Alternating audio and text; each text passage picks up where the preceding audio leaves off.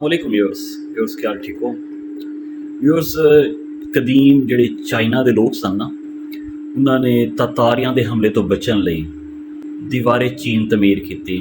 ਦੀਵਾਰੇ ਚੀਨ ਤਮੀਰ ਕਰਨ ਦੇ ਦੌਰਾਨ 10 ਲੱਖ ਲੋਕ ਉਸ ਤਮੀਰ ਦੇ ਦੌਰਾਨ ਮਾਰੇ ਗਏ ਔਰ ਦੁਨੀਆ ਦੀ ਮੌਜੂਦਾ ਤਾਰੀਖ ਦੀ ਸਭ ਨਾਲੋਂ ਵੱਡੀ ਤਮੀਰ ਮੁਕੰਮਲ ਕੀਤੀ ਗਈ। 15,000 ਮੀਲ ਲੰਮੀ और 20 ਤੋਂ 30 ਫੁੱਟ ਉੱਚੀ ਦੀਵਾਰ ਬਣਾਉਣ 'ਚ ਵਰ੍ਹੇ ਲੱਗ ਗਏ ਚਾਈਨਾ ਦੇ ਲੋਕਾਂ ਨੂੰ ਔਰ ਅਖੀਰ ਉਹ ਮੁਕੰਮਲ ਹੋਈ।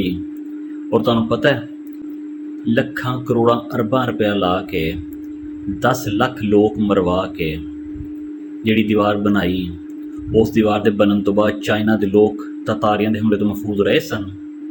ਨਹੀਂ।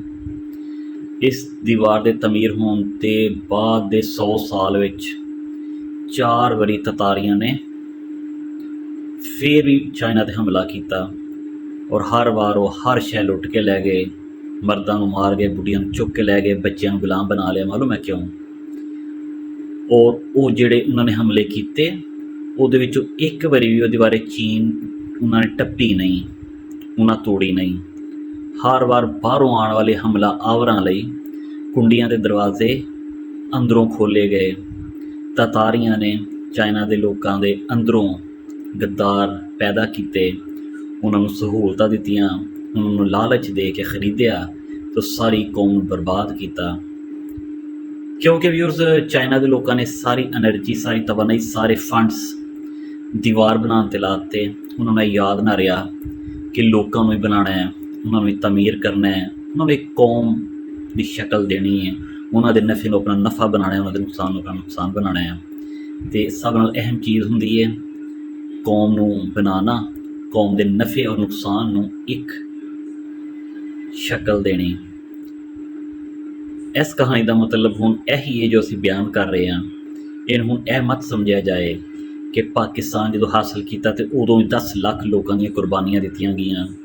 ਇਸ ਲਈ ਇਹ ਵੀ ਨਾ ਸਮਝਿਆ ਜਾਏ ਕਿ ਜਿਵੇਂ ਪੁਰਾਣੇ ਕਦੀਮ ਚੀਨੀਆਂ ਨੇ ਦੀਵਾਰੇ ਚੀਨ ਬਣਾਉਣ ਲਈ ਇੰਨਾ ਮਾਲ ਪਾਣੀ ਇਕੱਠਾ ਕਰਕੇ ਉਜਾੜਿਆ, ਇਸ ਲਈ ਅਸੀਂ ਕਿਤੇ ਐਟਮ ਬੰਬ ਅਤੇ ਮਿਜ਼ਾਈਲ ਟੈਕਨੋਲੋਜੀ 'ਤੇ ਪੈਸੇ ਲਾਈ ਜਾ ਰਹੇ ਹਾਂ ਔਰ ਅਸੀਂ ਆਪਣੀ ਕੌਮ ਨੂੰ ਇੱਕ ਪਲੈਟਫਾਰਮ ਨਹੀਂ ਦੇ ਸਕੇ।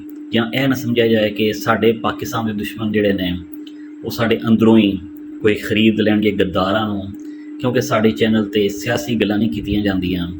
ਅਸੀਂ ਤਾਰੀਖ ਦੇ ਵਿੱਚ ਪਾਏ ਜਾਣ ਵਾਲੇ ਜਿਹੜੇ ਰਖਨੇ ਹੁੰਦੇ ਨੇ ਉਹ ਆਮ ਆਵਾਮ, ਆਪਣੇ ਦੋਸਤਾਂ, ਆਪਣੇ ਦੇਖਣ ਵਾਲਿਆਂ 'ਤੇ ਵਾਜ਼ੇ ਕਰਨੇ ਆ, ਕਿਉਂਕਿ ਵਾਕਿਆਤ ਔਰ ਤਾਰੀਖ ਸਿੱਖਣ ਵਾਲੇ ਬੰਦੇ ਲਈ ਬਹੁਤ ਵੱਡੀ ਤਾਲੀਮ ਹੁੰਦੇ ਨੇ, ਬਹੁਤ ਵੱਡਾ ਮੋਟੀਵੇਸ਼ਨ ਹੁੰਦੇ ਨੇ।